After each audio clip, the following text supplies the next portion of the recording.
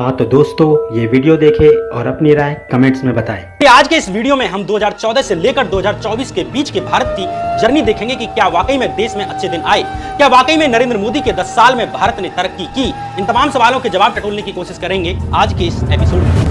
नमस्कार, मैं श्याम मीरा सिंह। पीएम नरेंद्र मोदी दरअसल लोगों की साइकोलॉजी से खेलने वाले एक मंजे हुए नेता हैं। अगस्त 2015 में प्रधानमंत्री बनने के बाद मोदी बिहार पहुंचते हैं और इस वक्त बिहार में बिहार विधानसभा चुनाव होने जा रहे थे और नीतीश कुमार भाजपा के गठबंधन से अलग होकर तेजस्वी यादव के साथ चुनाव लड़ रहे थे। लेकिन बिहार के लोगों को मोदी ने आंकड़ों का ऐसा झांसा दिया कि रैली में आई सारी भीड़ तालियां बजाने लगती है।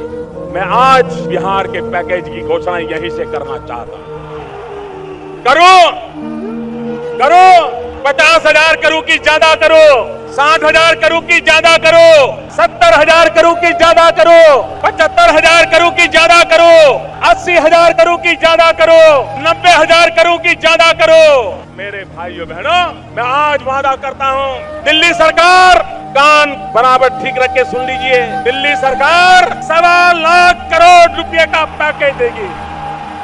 1.25 लाख करोड़ रुपया बिहार का भाग्य बदलने के लिए 1.25 लाख करोड़ रुपया मेरे भाइयों बहनों। लेकिन सवाल यह है कि वे 1.25 लाख करोड़ रुपए बिहार में कहां लगाए गए। अगर बिहार को ये पैसे दिए गए तो वो कहां दिए गए, और अगर नहीं दिए गए तो क्या मोदी की कोई जिम्मेदारी नहीं बनती है कि नहीं।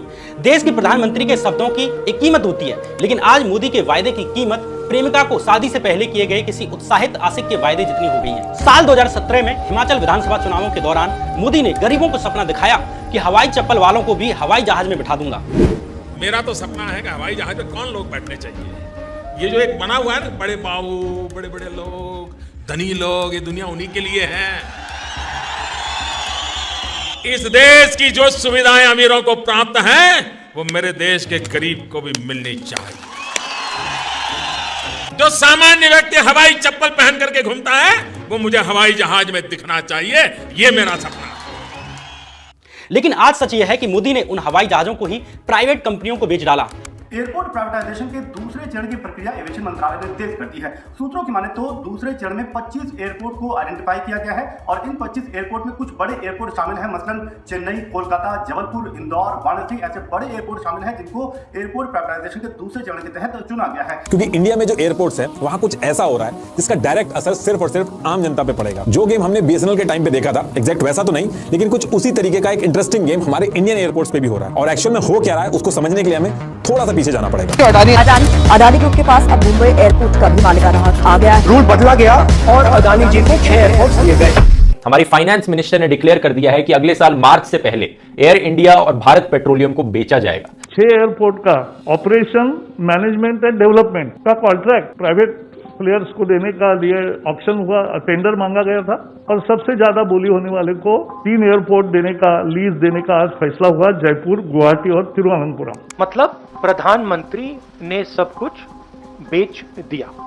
ज्यादातर एयरलाइंस के फेयर आसमान छू रहे हैं, जिससे यात्री परेशान हैं। आज हवाई जहाजों की कीमत इतनी अधिक बढ़ चुकी है कि हवाई चप्पल वाले छोड़िए, मिडिल क्लास के लोगों के लिए भी हवाई जहाज की सवारी करना मुश्किल हो चला है। भारत में 2019 से 22 के बीच सबसे ज्यादा फ्लाइट टिकट्स के दामों की बढ़ोतरी हुई। अगर आप 10 एशिया पैसिफिक कंट्रीज को कंपेयर करें तो इन 10 कंट्रीज में से भारत में सबसे ज्यादा फ्लाइट टिकट्स की दामों की बढ़ोतरी हुई। लेकिन इससे भी अधिक मोदी ने जो बातें स्मार्ट सिटीज पर फेंकी, उतनी तो शायद किसी भी स्कीम पर नहीं फेंकी होंगी। सरकार में आते ही मोदी ने 100 नए शहरों का सपना दिखाया।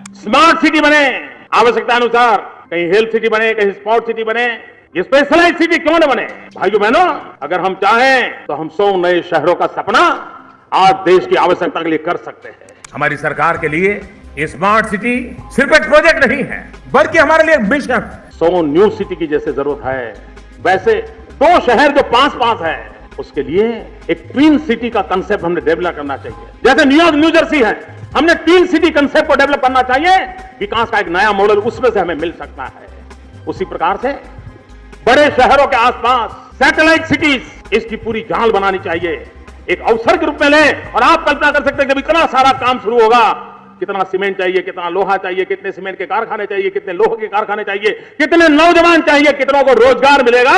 आप अंदाज कर सकते हैं देश के जीडीपी की जो चिंता हो रही है उसका जवाब इसमें से मिल सकता है। 2014 के लोकसभा चुनाव से पहले मोदी ने एक झूठा गुजरात मॉडल दिखाया कि मैंने गुजरात में ये कर दिया है, वो कर दिया है। ऐसे ही एक धोलेरा सिटी के बारे में बात करते थे।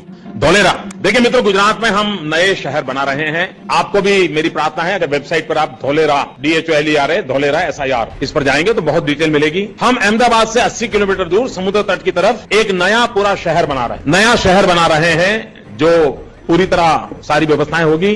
और वो कैसा शहर होगा, जैसे मैंने कहा ना, मेरा स्केल और स्पीड वाला मामला तो रहता ही हर चीज में। मित्रों, आज जो दिल्ली है, हजारों साल के बाद जो आज दिल्ली बना है, उसकी जो साइज है, ये हमारा जो नया धोलेरा बनेगा उसकी साइज दिल्ली से डबल है। ये हमारा जो धोलेरा बनेगा, आज जो सांघाई है, उस सांघाई से 6 गुना ज्यादा बड़ा हमारा वो धोलेरा बनने वाला है। आज सुनकर हंसी आती है कि किस आदमी की बातों पर विश्वास किया। दिल्ली से 2 गुना बड़ा शहर बना रहा हूं। चीन के शहर संघाई से भी 6 गुना बड़ा धोलेरा बनने वाला है। मोदी के हर भाषण को टीवी मीडिया ने बड़ी खबर, बड़ा मास्टर स्ट्रोक कहकर चलाया।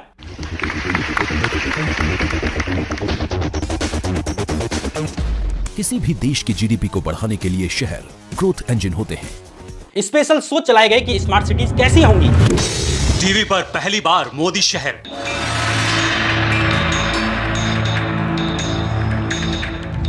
टीवी पर पहली बार मोदी की ड्रीम सिटी,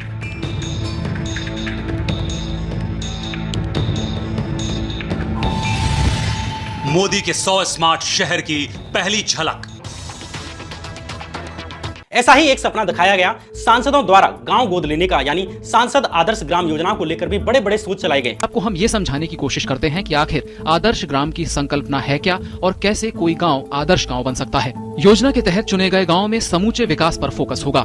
गांव में ढांचागत विकास के तहत स्कूल, अस्पताल, सड़क, खेल के लिए मैदान जैसी सुविधाएं होंगी। तो साथ ही हर घर के साथ ही सभी सार्वजनिक स्थानों पर शौचालय का निर्माण कराया जाएगा। मोदी ने भी बड़े बड़े भाषण दिए, लेकिन सवाल यह है कि वे आदर्श गांव आज कहां हैं? स्मार्ट सिटी छोड़िए, स्मार्ट विलेज छोड़िए, आपने 1 साल में एक गांव के विकास का जो सपना दिखाया था, आज हाल यह है कि वो एक गांव दिखाने के लिए भी इनके पास नहीं है। करीब 7 साल पहले खुद प्रधानमंत्री ने लॉन्च की थी सांसद आदर्श ग्राम योजना।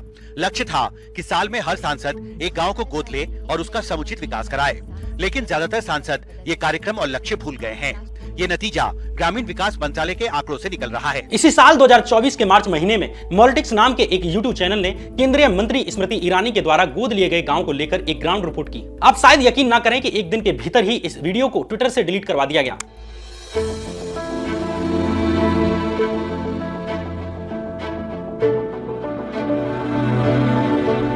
केंद्रीय मंत्री राजनाथ सिंह के गांव की भी स्थिति सेम थी।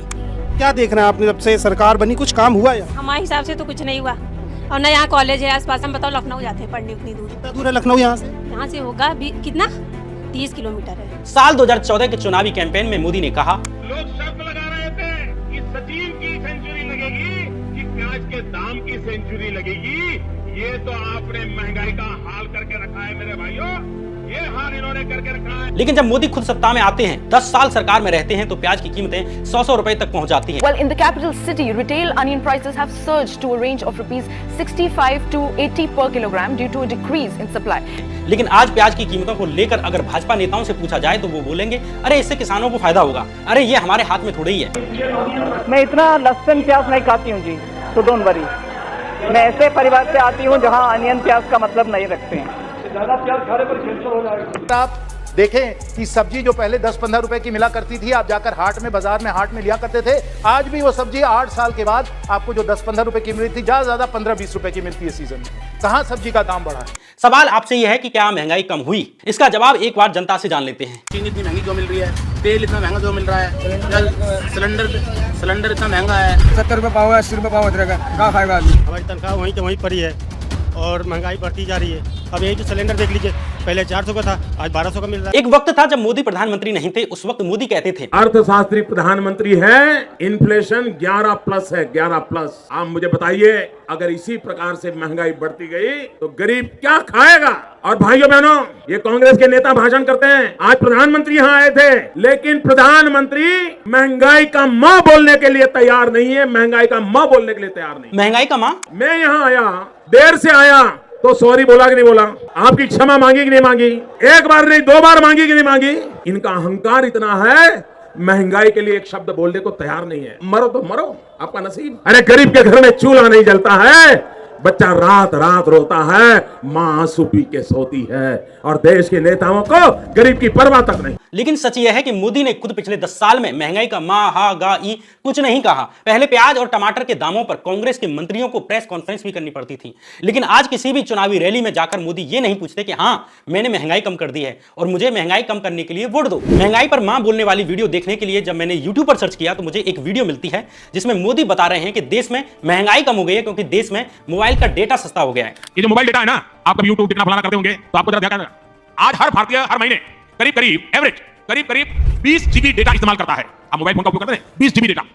अगर 2014 से पहले जब हमारे देश में कांग्रेस की सरकार थी, उस समय 1 जीबी डेटा अगर आप उपयोग करते थे तो उसकी कीमत लगती थी 300 रुपया, करीब 300 रुपया। उस हिसाब से अगर आज आप देखते तो आपका मोबाइल का बिल हर महीने कम से कम 6,000 रुपया महीने आता। अगर 2014 वाली कांग्रेस की सरकार के हिसाब से देखें तो आज मोबाइल का फोन एवरेज आपका 6,000 रुपया का। लेकिन भाजपा सरकार ने डेटा को गरीब के लिए बिल्कुल सस्ता कर दिया है। पूरी दुनिया में कहीं ऐसा कोई देश नहीं है जहां की सरकार प्राइवेट कंपनियों द्वारा किए जा रहे मोबाइल डेटा के सस्ते होने का क्रेडिट खुद ले रही है। मोबाइल डेटा के सस्ते होने का क्रेडिट लेने वाले मोदी ने पेट्रोल, डीजल, प्याज, टमाटर और दाल आदि पर कुछ नहीं बोला। आज मोदी समर्थकों द्वारा भी डेटा सस्ता होने का लॉजिक देकर महंगाई की बात छुपा ली जाती है। महंगाई छोड़िए, अनएम्प्लॉयमेंट पर तो इनके लॉजिक अलग ही होते हैं। आज कहते हैं कि अरे सरकार सबको नौकरी नहीं दे सकती। फिर सवाल उठता है कि ये कौन आदमी था जो साल 2013 में मंचों से रोजगार की बात उठा रहा था। 10 करोड़ नौजवान को रोजगार देंगे। मैं जरा नौजवानों को पूछता हूं, क्या दिल्ली सरकार ने आपको रोजगार दिया है? पूरी ताकत से बताओ, रोजगार दिया है? आपके गांव में किसी को दिया है? आपके परिवार के किसी को दिया है? आपके यार दोस्तों को दिया है? और उसके बाद भी अभी कह रहे हैं कि हम 10 करोड़ को रोजगार देंगे। भाइयों बहनों, ये कांग्रेस ने आपसे धोखा किया है कि नहीं किया है? कांग्रेस ने आपसे धोखा किया है कि नहीं किया है? कांग्रेस ने वादा तोड़ा है कि नहीं तोड़ा है? भाइयों बहनों, जिसने आपसे वादा तोड़ा उनसे नाता तोड़ो, ये मैं आपको कहने के लिए आया हूं। लेकिन जब मोदी खुद सत्ता में 10 साल रह लेते हैं तो कहते हैं कि आज एसएससी, यूपीएससी में पहले से ज्यादा जॉब मिल रही है। देश में सरकारी नौकरी देने वाले प्रमुख संस्थानों जैसे एसएससी, यूपीएससी और आरआरबी पहले के मुकाबले इन व्यवस्थाओं के माध्यम से ज्यादा युवाओं को नौकरी दी है। लेकिन क्या सच में आज एसएससी और यूपीएससी में पहले से ज्यादा नौकरियां मिल रही हैं? ये खुद आईएएस की तैयारी करने वाले एक कोचिंग का आर्टिकल है कि यूपीएससी में अब ना के बराबर जॉब आ रही हैं। क्लियर आईएएस का ये आर्टिकल कहता है कि पिछले 4 साल से आईएएस, आईपीएस, आईएफएस जैसी नौकरियों में वैकेंसियां लगातार गिर रही हैं। ये तब है जब इन नौकरियों के लिए पेपर देने वाले लोगों की संख्या लगातार बढ़ती जा रही है। इसी तरह बायजूस कोचिंग का आर्टिकल बताता है कि यूपीएससी के एग्जाम में मनमोहन सिंह के समय साल 2012 में 1037 नौकरियां निकली। इसी तरह 2013 में 1000 और 2014 में 1291 नौकरियां निकली। लेकिन 2014 के बाद जब मोदी सरकार आई तब से कितनी नौकरियां निकली? मोदी सरकार के वक्त 2015 में 1291 से गिरकर 1129 नौकरियां निकली। 2016 में 1079, 2017 में 980 वैकेंसी रह गई, 2018 में मात्र 782 और 2019 में 896, 2020 में मात्र 796, 2021 में और अधिक गिरकर 712 वैकेंसीज रह गई। ये ग्राफ बताता है कि मोदी सरकार में यूपीएससी की वैकेंसीज गिर रही हैं कि बढ़ रही हैं। इसी तरह एसएससी की वैकेंसी भी गिरती जा रही है। 2012 में एसएससी सीजीएल की 16,119 वैकेंसीज निकली थी, 2013 में 16,114 और 2014 में 15,449। लेकिन मोदी सरकार आने के बाद साल 2015 में एसएससी सीजीएल की वैकेंसी मात्र 8,511 रह गई, 2016 में 10,000 करीब रह गई और 2017 में 8,000 करीब रह गई। ऐसे करके 2020 आते आते मात्र 6,500 करीब सीटें रह गई। सबसे पहले आप देखोगे एसएससी सीजीएल वैकेंसी ट्रेंड 2012 में जहां हमारी 16,000 वैकेंसी थी, 2013 में भी 16,000 वैकेंसी थी, 2014 में भी 15,500 कुछ वैकेंसी थी, वो 2015 में घट के 8,000 रह गई, 2016 में फिर हमारे पास 10,000 वैकेंसी थी, 2017 के अंदर फिर 8,000 वैकेंसी, 18 के अंदर 11,000 वैकेंसी, 2019 के अंदर 8,000 वैकेंसी। तो ये आप देखोगे जहां 12, 13, 14 में ज्यादा वैकेंसी थी, 15, 16, 17, 18, 19 में लगातार 10,000 की 8,000 की रेंज में हमारी वैकेंसी रही है। ठीक है, 15, 17 और 19 में लगातार 8,000 की रेंज में वैकेंसी है, 16 और 18 में थोड़ी ज्यादा थी हमारी। 18 में भी वैसे वैकेंसी कमी थी, 3,000 वैकेंसी सीजीएल 2017 की डाल दी गई थी 18 के अंदर, तो 17 से कम होकर 18 में चली गई थी। अगर मैं बात करता हूं यहां पे 2020 की, तो 2020 के अंदर ऑल टाइम लो वैकेंसी रिपोर्ट कर गई है, 6506 वैकेंसी है सिर्फ अभी तक एसएससी सीजीएल एग्जामिनेशन में। हो सकता है टाइम वैकेंसी इंक्रीज कर दे, लेकिन उसकी कोई गारंटी नहीं है। ओवरऑल आप देखोगे जहां 2012 के अंदर हमारे पास 16,000 वैकेंसी थी, इस बार सिर्फ 6500 वैकेंसी है, सिर्फ 40% वैकेंसी रह गई हमारी, जो 8 साल पहले वैकेंसी हुई करती थी एसएससी सीजीएल एग्जामिनेशन में। अगर पिछले 4 सालों की बात करें तो साल 2021 में 7,600 करीब थी, वहीं 2022 में अचानक से बढ़कर 36,000 हुई, 2023 में फिर वापस मात्र 7,500 करीब वैकेंसीज रह गई, वहीं 2024 में 8,400 करीब। यानी अगर 2022 को छोड़ दें तो मोदी सरकार के कार्यकाल में यूपीएससी की तरह ही एसएससी सीजीएल की सीटें भी एवरेज 16,000 से गिरकर एवरेज 8,000 करीब रह गई। यही हाल बैंकों की नौकरियों का है। इस चार्ट में देखा जा सकता है कि जहां मनमोहन सरकार के वक्त बैंक के लिए एग्जाम करने वाले आईबीपीएस के पीओ एग्जाम में जहां एवरेज 20,000, 22,000 नौकरियां निकल रही थी, उसी आईबीपीएस पीओ की वैकेंसीज मोदी सरकार के वक्त एवरेज 10 से 11,000 रह गई। आईबीपीएस पीओ एग्जामिनेशन को बताना चाहूंगा कि बैंकिंग का एक बहुत बड़ा एग्जामिनेशन है और अच्छी पोस्ट होती है। ये भी 2013 के अंदर जहां इसके अंदर 21,680 वैकेंसी थी, 2014 के अंदर घटा के 16,000 कर दी गई, 15 के अंदर 12,000, फिर 16 के अंदर 9,000 कुछ है, फिर 17, 18, 19 और 20 लगातार 4 सालों के अंदर आपकी वैकेंसी 4,000 के आसपास ही रही हैं। तो अगर मैं मोटा मोटा देखूं यहाँ पे 21,680 से लेकर 2013 में जो वैकेंसीज थी, अब ये 4,000 वैकेंसीज हैं, तो लगभग हमारे पास यहाँ पे 20% तक वैकेंसीज रह गई हैं। 2020 में तो मात्र 1,167 वैकेंसी निकली, 2021 में मात्र 5,809, 2022 में 7,402 और 2023 में मात्र 3,049। यही हाल रेलवे और अन्य सरकारी नौकरियों का रहा। लेकिन प्रधानमंत्री मंचों से ऐसे झूठ बोलकर जाते हैं कि जैसे सच में देश में नौकरियों की बहार आ रखी है। फोर्ब्स मैगजीन ने भारत में अनएम्प्लॉयमेंट को लेकर एक रिपोर्ट जारी की है। साल 2008 में भारत की अनएम्प्लॉयमेंट रेट 5.41% थी, जो 2014 तक 5.44% बनी रही। जबकि साल 2008 वाला वक्त ग्लोबल रिसेशन का टाइम था, यानी मंदी का टाइम था, जब पूरी दुनिया में लोगों की नौकरियां गई। अगले कुछ साल भारत का अनएम्प्लॉयमेंट रेट कुछ इसी तरह रहता है, लेकिन साल 2020 के बाद ये 8% तक पहुंच जाता है। 2021 में घटकर 5.98 होता है, लेकिन 2022 में एक बार फिर 7.33% हो जाता है। 2023 में ये 8% पहुंच जाता है। कहां 5% और कहां 8% की बेरोजगारी दर। लेकिन इनके भाषण देखो जैसे देश में नौकरियां ही नौकरियां दी जा रही हों। बुजुर्गों ने सही कहा है कि गाल बजाने में और काम करने में अंतर होता है। गाल ये इतना बजाते हैं कि ढोल की आवाज को भी फाड़ दें, लेकिन काम के नाम पर दिखाने के लिए इनके पास 370, राम मंदिर और ट्रिपल तलाक जैसे मुद्दे ही बचते हैं। आपको लग रहा होगा कि पहले 5% बेरोजगारी दर थी, तो अब 8% ही तो है। लेकिन असल में भारत की जनसंख्या के हिसाब से 1% के अंतर का मतलब होता है कि 10-10 करोड़ की जनसंख्या का अंतर। झारखंड की कई माताएं बहनें दिल्ली के अंदर बर्तन साफ करने के लिए मजबूर हो जाती है। भाइयों बहनों, रोजगार आपको आपके प्रदेश में मिलना चाहिए, नहीं मिलना चाहिए, आपके इलाके में मिलना चाहिए, नहीं मिलना चाहिए। और इसलिए भाइयों बहनों, हमने मेक इन इंडिया का अभियान चलाया है। हम चाहते हैं छोटे छोटे कारखानों का जाल बिछे, छोटे छोटे कारखाने लगे, हर गांव गली मोहल्ले में रोजगार का अवसर पैदा हो और नौजवान अपने ही इलाके में रोजगार कमाए, ताकि शाम को अपने माँ बाप के पास जाकर के बैठ सके, माँ बाप के साथ सुख बांट सके, माँ बाप के साथ बैठ करके रूखी सूखी रोटी खा सके। ये हमें करना है भाई। इन्हीं नौजवानों के ऊपर इनके भाषण सुनिए। हमारे पास दो चीजें ऐसी हैं जिसको लेकर के चाइना के कंपैरिजन में हम दुनिया के सामने एक ताकत बनकर के उभर सकते हैं। एक डेमोग्राफिक डिविडेंड, 65% जनसंख्या इस देश की 35 से कम आयु की है, नौजवानों का देश है। डेमोग्राफिक डिविडेंड सारी दुनिया के अंदर एक ताकत के रूप में हम प्रस्तुत कर सकते हैं। और जब चाइना से कंपैरिजन की बात करते हैं, तब हमारी सोच होनी चाहिए कि हमारे पास डेमोक्रेसी का भी एक डिविडेंड है, और अभी तक हम इसको इस्तेमाल नहीं कर रहे हैं। हमारी लोकतांत्रिक ताकत, ये अपने आप में एक बहुत बड़ा सामर्थ्यवान हमारे पास एक हथियार है, ये हमारी पहचान है। और जब चाइना के कंपैरिजन में विश्व के अंदर जाकर खड़े रहना है, तो ये दो चीजें हैं, डेमोग्राफिक डिविडेंड एंड डेमोक्रेसी का डिविडेंड। इन दोनों को एक शक्ति के रूप में हमें आगे रखना चाहिए। ये स्ट्रेटेजी का विषय है और इस पर हमें बल देना चाहिए। Our aim is to create jobs for more than 1 billion young hands. To provide this, the share of manufacturing must reach around 25% in our GDP. आपकी सरकार ने कहा था कि आप 10 करोड़ जॉब्स देंगे 5 साल के बाद। क्या आप रिसर्च करते हैं क्या? आंकड़े आए हैं। मैं चाहूंगा रिसर्च कीजिए, कब कहां लिखा हुआ है वो भी जरा एक बार चेक कर लीजिए। चलिए, आप कह रहे थे लेकिन अगर कांग्रेस के जो चर्चा की वही आपके सवाल का आधार है, तो टाइम्स नाउ ने थोड़ा रिसर्च टीम बनानी चाहिए। लेकिन सच यह है कि इंटरनेशनल लेबर ऑर्गेनाइजेशन ने भारत की बेरोजगारी पर रिपोर्ट जारी करते हुए बताया कि भारत में जहां साल 2000 में 35.2% लोग बेरोजगार थे, वहीं वो बेरोजगारी 2022 में 65.7% हो गई है। ऊपर के आंकड़े बताते हैं कि इस बेरोजगारी के लिए वर्तमान मोदी सरकार जिम्मेदार है, क्योंकि नौजवान इसमें सबसे ज्यादा संख्या में है। ILO की यह रिपोर्ट बताती है कि इन बेरोजगारों में 83% नौजवान लोग हैं। कहने को तो लोग बीटेक और एमटेक करते हैं बड़ी कंपनी में नौकरी के लिए, लेकिन रोजगार का आलम यह है कि एक चपरासी की नौकरी भी नहीं मिल पा रही है। सरकारी रोजगार के दावों की पोल तब खुल गई जब हजारों बीटेक एमटेक 8वीं पास चपरासी की नौकरी के लिए पहुंचे। दरअसल दिल्ली से सटे पानीपत कोर्ट में 8वीं पास चपरासी की ग्रुप डी वाली नौकरी निकली थी, लेकिन सबसे हैरान करने वाली बात तो ये थी कि वैकेंसी थी सिर्फ 13, लेकिन 27,000 युवा इंटरव्यू देने पहुंच गए। यानी इसका औसत निकाला जाए तो एक चपरासी की नौकरी के लिए 2076 युवा पहुंचे। इसमें कई बीटेक और एमटेक पास युवा इंटरव्यू के लिए अपनी बारी का घंटों इंतजार करते नजर आए। बेरोजगारी वो चीज होती है जिसे जमीन गाली देता है और आसमान ऊपर से थूकता है और दुनिया को दिखता भी नहीं। इतना खराब चीज है बेरोजगारी। पड़ोस वाला 4 बात सुनाएगा, लड़की सबके लिए तो और समस्या। सोचकर देखें कि कोई बुढ़ापे में बेरोजगार होता है, 50-60 साल की उम्र में बेरोजगार होता है, तो समझ आता है देश का नौजवान जवानी में ही बेरोजगार है तो उसका घर कैसे चलता होगा, उसकी मेंटल हेल्थ का क्या होता होगा। सर, हमारा सवाल है रोजगार को लेकर। इंडिया टुडे ग्रुप एक साप्ताहिक ट्रैकर चलाता है पॉलिटिकल स्टॉक एक्सचेंज, जिसमें लोगों को पूछते हैं कि चुनाव में सबसे अहम मुद्दे क्या हैं। 37% लोगों ने कहा कि रोजगार सबसे बड़ा मुद्दा है। सरकार कहती है कि जॉब क्रिएशन ऐतिहासिक सर्च हो रहा है, अनएम्प्लॉयमेंट लेकिन नंबर 1 इशू है। क्या इसमें आप विरोधाभास देखते हैं? आप फिर ये कांग्रेस का एजेंडा फिर आप लेकर के चल पड़े हो, आप उसी को आगे बढ़ा रहे हो।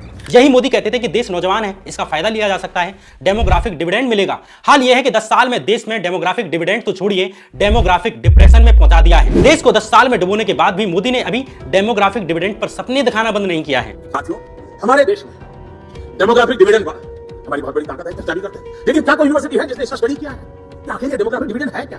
क्या दुनिया में जब डेमोग्राफिक डिविडेंड का अवसर आया था, तब उस दुनिया के उस देश ने जिस प्रकार के कदम उठाए थे, वहां की यूनिवर्सिटी कैसे व्यवहार करती थी और उसका बेनिफिट कैसे लिया? ये मंच पर जाकर डेमोग्राफिक डिविडेंड पर बात करते हैं, लेकिन असल में इनकी पार्टी ने देश के नौजवानों को दंगों में लगा के रखा हुआ है, मस्जिदों के आगे डांस करने के लिए लगा रखा है।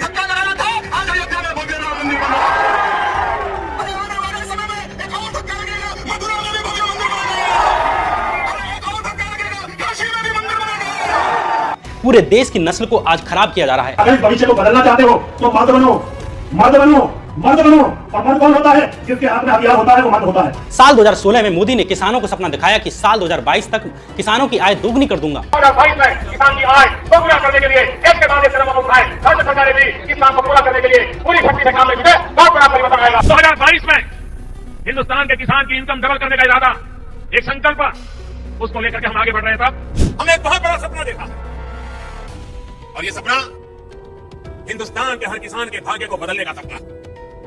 हमारा सपना है 2022 जब भारत की आजादी के 75 साल होंगे, आजादी के 75 साल जब हो, हमारे देश के किसान की आय डबल होनी चाहिए, दोगुना होनी चाहिए और उसके लिए हम काम कर रहे हैं। हमने किसानों की आय दोगुना करने की बात की तो बहुत लोग ऐसे थे जिन्होंने उसका मजाक उड़ाया, ये तो संभव नहीं है, ये तो मुश्किल है, ये कैसे हो सकता है। 2019 में भी इसी वायदे पर वोट मांगी, लेकिन मालूम नहीं किस किसान की आय दोगुनी हो चुकी है। मोदी और आधार कार्ड की कहानी तो ऐसी है कि किसी का ध्यान ही नहीं गया। एक वक्त था जब मोदी आधार कार्ड पर सवाल उठाया करते थे, पूछा करते थे कि अरे आधार कार्ड तो किसी काम का ही नहीं है। सवाल पूछा करते थे कि इस आधार कार्ड स्कीम पर इतना पैसा खर्च कहां कर दिया गया। प्रधानमंत्री जी देश पूछना चाहता है, इस आधार कार्ड के पीछे कितने रुपए खर्च हुए, ये रुपये कहां गए, आधार कार्ड का लाभ किसको मिला। सुप्रीम कोर्ट ने जो सवाल उठाए हैं, ये सवालों के जवाब ये देश की जनता मांगती है आपसे। लेकिन आज उसी आधार कार्ड को मोदी ने हर स्कीम से जोड़ दिया है। बिना आधार कार्ड आज मोदी सरकार में कोई भी काम कराना मुश्किल है। आधार कार्ड आज के टाइम में सबसे इंपॉर्टेंट डॉक्यूमेंट है। बैंक से लेकर रोजगार तक सब में आज आधार कार्ड का इस्तेमाल किया जा रहा है। जिस आधार कार्ड को मोदी कूड़ा कहते थे, उसी आधार को पैन कार्ड से लिंक न कराने के कारण मोदी सरकार ने जनता से 600 करोड़ रुपए जुर्माने के रूप में वसूल लिए। अगर आधार कार्ड इतना फिजूल था तो सरकार आज आधार कार्ड को हर चीज से लिंक कराने के लिए जुर्माने क्यों लगा रही है। मोदी ने विदेशी संबंधों जैसे संवेदनशील मुद्दों को भी राजनीतिक मुद्दा बनाया। प्रधानमंत्री जी से पूछना चाहता हूं, आए दिन चीन हमारी सीमा पर आकर के अड़ंगे जमाता है। सैकड़ों स्क्वायर किलोमीटर धरती चीन दबोच करके बैठा हुआ है। ये भूगोल बदल गई, ये भूगोल कांग्रेस के शासन में बदल रही है। जो हिंदुस्तान का हिस्सा था और हिस्सा चाइना के पास चला गया, वो आप ही के कार्यकाल में भी हुआ है और आपके पार्टी के और महाराष्ट्र के क्षेत्र काल में भी हुआ है। चीन पर तो मोदी ने लाल आंख दिखाने तक के लिए कहा।